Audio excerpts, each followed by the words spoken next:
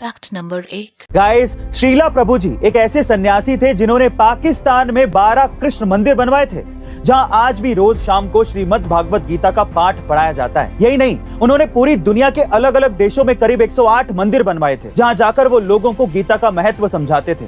और इसी तरह एक बार वो गीता का ज्ञान देने अमेरिका गए हुए थे। तभी वहां पर एक रिपोर्टर आ जाता है और उनसे पूछता है कि इंडिया में रोज भगवान के नाम पर कोई ना कोई व्यक्ति भगवान बन जाता है, तो क्या आप भी उसी में से एक हैं? तो स्वामी जी ने बड़ी सरलता से गीता की ही एक बात से उसका उत्तर दिया। उन्होंने कहा कि नहीं, मैं भगवान नहीं हूँ, मैं तो उनका नौकर हूँ। और नौकर कहना भी गलत होगा, मैं तो उनका नौकर बनने की कोशिश कर रहा हूँ।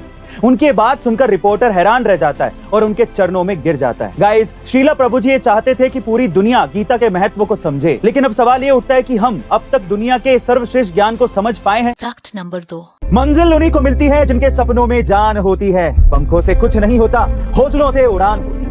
ये लाइनें इंडोनेशिया में रहने वाले अचमत जुल्कारनीन पर बिल्कुल सटीक साबित होती हैं। जी हाँ गाइस, अचमत बचपन से ही अपाहिज है, जिसमें उनके हाथ और पैर दोनों ही नहीं है। बावजूद इसके आज वो इंडोनेशिया के सबसे फेमस फोटोग्राफर में से एक है। दरअसल अचमत की जिंदगी शुरू से ही आसान नहीं रही, क्योंकि जन्म से ही उनके खुद के माँ बाप ने उन्हें नहीं अपनाया और उन्हें नदी में फेंकने की कोशिश भी की थी। लेकिन वो कहते हैं ना, वक्त कितना भी बुरा हो, एक दिन गुजर ही जाता है। और अचमत के साथ भी कुछ ऐसा ही हुआ। एक दिन अचमत को एक कैमरा दिखा, जिसे हाथ न होते हुए भी किसी तरह अचमत ने पकड़ लिया और शरीर की पूरी ताकत लगाकर एक फोटो क्लिक कर ली। लेकिन हैरानी की बात ये थी कि जो फोटो अचमत ने क्लिक की थी वो एक प्रोफेशनल फोटोग्राफर से भी अच्छी खींची गई थी।